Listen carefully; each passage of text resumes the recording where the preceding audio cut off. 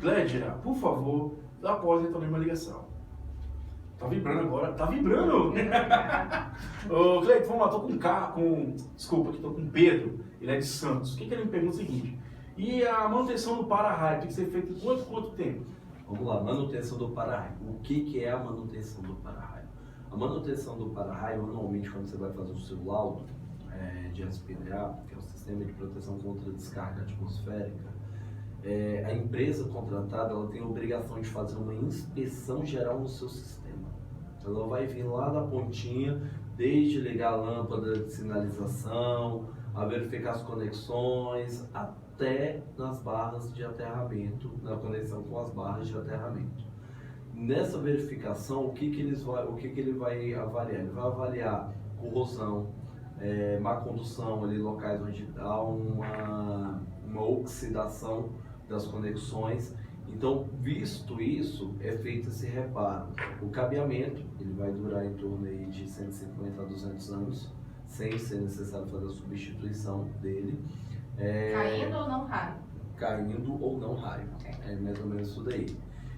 Quando você tem uma incidência muito grande de raios... Aí é o caso de Santos, que deve ter uma incidência maior. Eu não sei mais ou menos, mas aí essa vida útil cai bastante, porque cada descarga você sobe esse cabo aí para algo em torno de 600, 700 graus, ali, do 0 a 700 graus em milissegundos.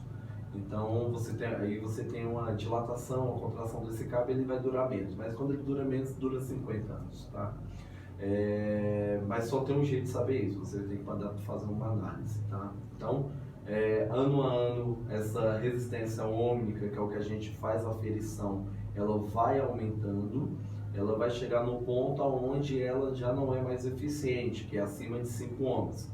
Por norma e por aceite da série dos órgãos, você pode chegar até 15 ohms. Só que nós não trabalhamos com essa resistência toda, no máximo é de 5. Quanto mais próximo de 0, melhor. Então, quando essa resistência começa a subir demais, aí é a hora de você fazer uma manutenção. Como é que vai ser essa manutenção? Você vai trocar as conexões, você não vai trocar cabo, troca-se as conexões.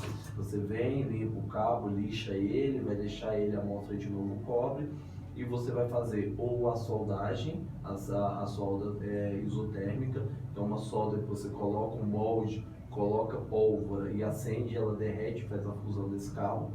Essa daí você não exige manutenção, ou você vai substituir por outro parabolt, split bolt, ou qualquer um do tipo de terminal que for utilizado ali para fixar esse cabo. Bom demais, né? Fernanda, tem alguma pergunta aí pro Cleiton? Você que mora no condomínio Noroeste? Meu sonho, né? Isso é Kelly, pô. Eu queria fazer uma pergunta, então. Tá Pode ficar à vontade, tá aberto. Isso, tá aberto lá. Ô, Cleiton, quando você falou sobre o número de raios, não o número de raios, perdão, mas quando você falou, depende, o mínimo é 50 anos.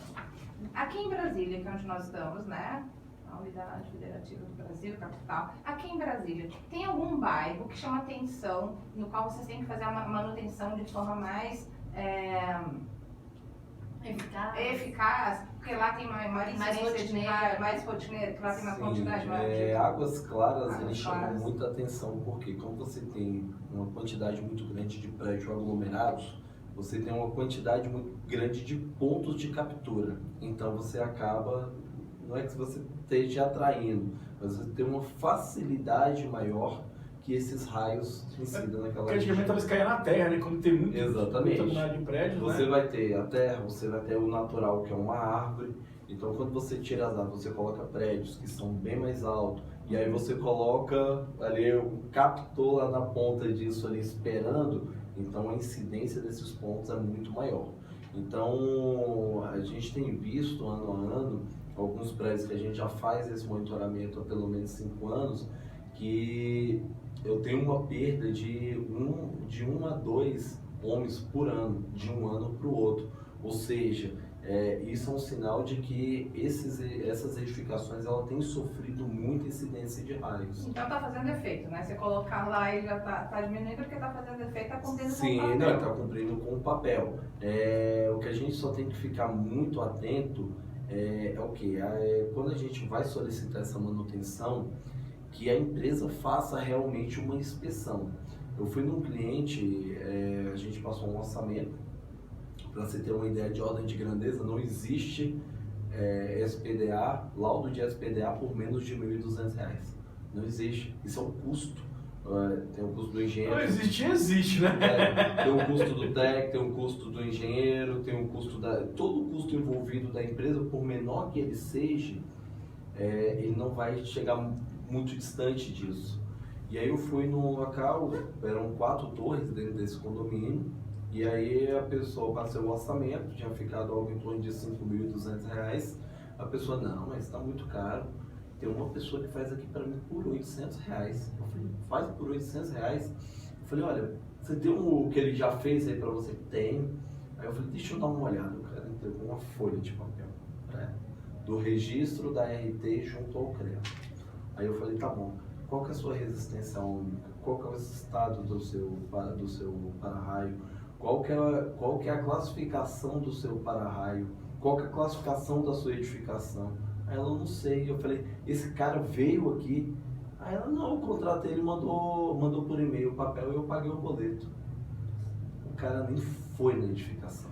Aí o síndico tem que atentar isso mesmo. É o barato do síndico. Ah, não, vou economizar R$ 5.200, R$ 800. Não, beleza, a diferença realmente é muito grande. Mas é por executar um serviço e não fazer. Amanhã ou depois, queima. A diferença é muito grande, né? Então caberia o síndico analisar o porquê dessa diferença. Exatamente. E aí amanhã ou depois você tem uma queima generalizada devido a uma descarga atmosférica, o seguro chega lá e vai acionar o seguro, vai pedir os 60, 70 mil de TV queimada lá, aí o primeiro coisa que o seguro vai pedir, cadê o seu laudo? Ou ele vai entregar uma RT, o cara, não quero o registro, eu quero o laudo. Não tem. O que eu vejo, a gente fala nos programas que é 7 meses, né?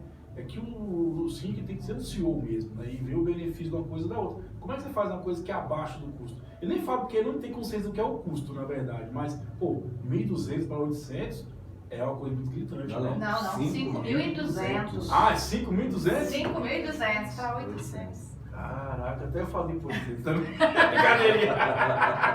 Eu achei que era 1.200. Não, é muito grande. Não, a diferença... Porque era 4 torres, né? Então seria como Exatamente. fosse vezes 4. Uma menos que R$1.200, então seria uma torre. Isso. É mais ou menos isso mesmo, então seria. A multiplicação é porque depende muito de fatores. A gente está falando de um valor desse, 1.200, a gente está falando de uma torre simples, de uma edificação simples. Agora, quando você começa a ir para edificações complexas, aonde você tem área de lazer, piscina, casa de bomba, tudo isso tem que ser inspecionado no seu aterramento. Então, por exemplo, como é que está o aterramento da minha casa de bomba? Não sei, a grande maioria das empresas não faz. Beleza, se eu tiver uma fuga de tensão, eu tenho uma bomba que está fazendo a filtragem da água que está ligando direto da piscina. Uma bomba relógio, né? Se alguém morrer eletrocutado. O síndico tem que atentar isso mesmo. Vida de síndico não é mole, não. Por isso que tem que botar ordem nessa bagaça, igual o tema de hoje aqui.